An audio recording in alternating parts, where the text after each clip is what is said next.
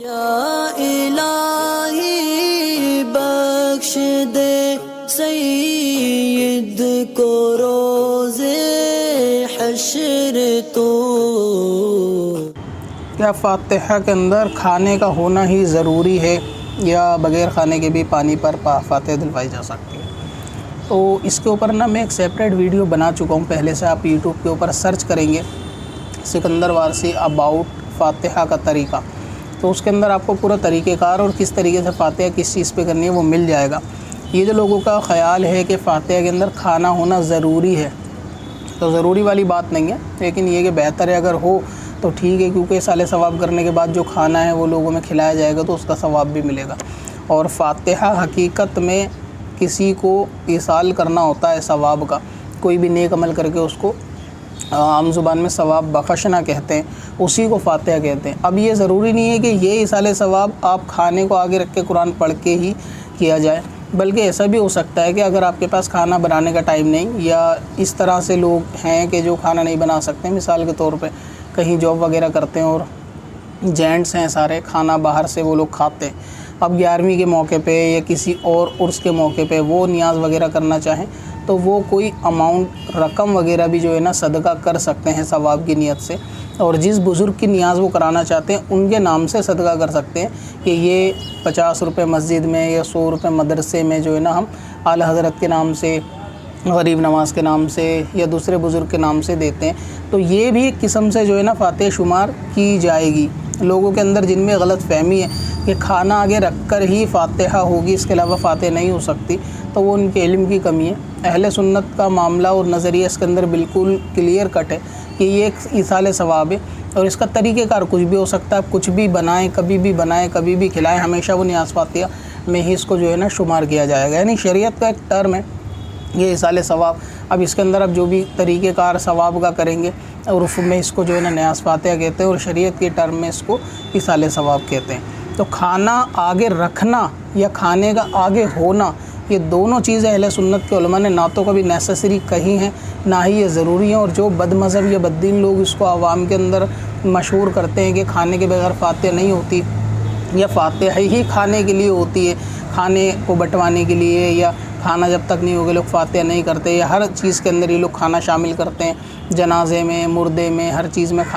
खाने का मौका भी नहीं होता, ऐसा भी नहीं होता। तो असल में खाना जो शामिल किया जाता है वो सारा खुद खाने के लिए नहीं होता, बल्कि वो खाना दूसरों को तकसीम करने के लिए होता है, उनको बांटने के लिए होता है। और ये एक इज़ाले सवाब है जो कि बेहतर काम है, खाना खिलाना या किसी के लिए मदद करना। तो फातिहा के अंदर खाना अगर आपके पास इंतज़ाम नहीं है या खाना नहीं बना सकते या कोई ऐसी सिचुएशन है, तो आप जो है ना किसी को अमाउंट भी मस्जिद मदरसे के अंदर दे सकते हैं, और किसी के नाम से देंगे वो उसकी फातिहा मानी जाएगी। अभी जैसा होता है कि घर के अंदर भी जल्दी है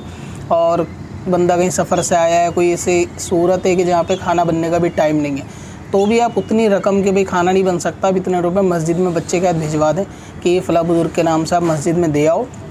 तो ये उनको ईसाले सवाब हो जाएगा और यही उनके नाम की फातिहा भी मानी जाएगी। या फिर बहुत सी जगह ऐसा होता है खाना नहीं बनाते, बाहर से मिठाई लाके भी तकसीम की जाती है, तो वो भी एक तरीके से नियाज़ हो जाती है, वो भी फातिहा हो जाती है कि आप बाहर से कोई मिठाई लाएं, फल लाएं और वो बच्चों में बंटवा दें, बर्फ़ी वग़ैरह या कुछ भी चीज़ होती है बच्चों में बंटवा दी जाए, वो भी ठीक है। और आगे रख के ही फातिहा हो ये भी ज़रूरी नहीं है। आप रकम दे के बच्चों को बाहर बंटवाने के लिए किसी बुज़ुर्ग के नाम से भेज दें, मस्जिद में अमाउंट भेज दें, और घर के अंदर आप कुरान पाक ख़ुद पढ़ के, जैसे कि सूरह इखलास पढ़ लें आप 12 मरतबा और उसको इसाले सवाब कर दें, तो ये भी फातिहा हो जाएगी। या कुरान पाक की जो सूरतें आपको आती हैं आप उसको पढ़ लें और उसको सवाब बख्श दें, तो ये भी फातिहा हो जाएगी। तो तरीक़ेकार कुछ भी हो सकता है, कोई भी आप नेक अमल करें, ज़िक्र दुरूद और इसाले सवाब, कुरान पाक सूरत कुछ भी पढ़ें, आप उसको इसाल कर दें जिस बुज़ुर्ग को, ये उनकी फातिहा हो जाएगी। खाना नहीं भी होगा तो काम इस तरह चल सकता है। बाकी पैसा भिजवाने के अलावा मिठाई वगैरह भी बाहर बंटवा सकते हैं किसी के नाम की, और वो भी इंशाल्लाह सवाब मिलेगा। अब बाज़ लोगों में ये भी कन्फ्यूज़न होती है कि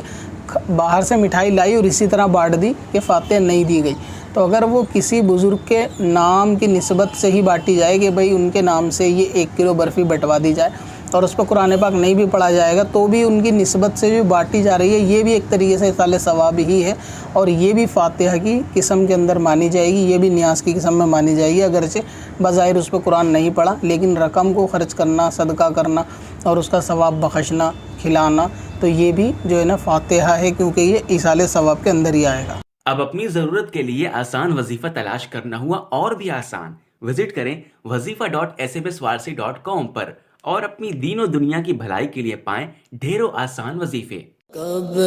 से अपनी खताओं का शुमारा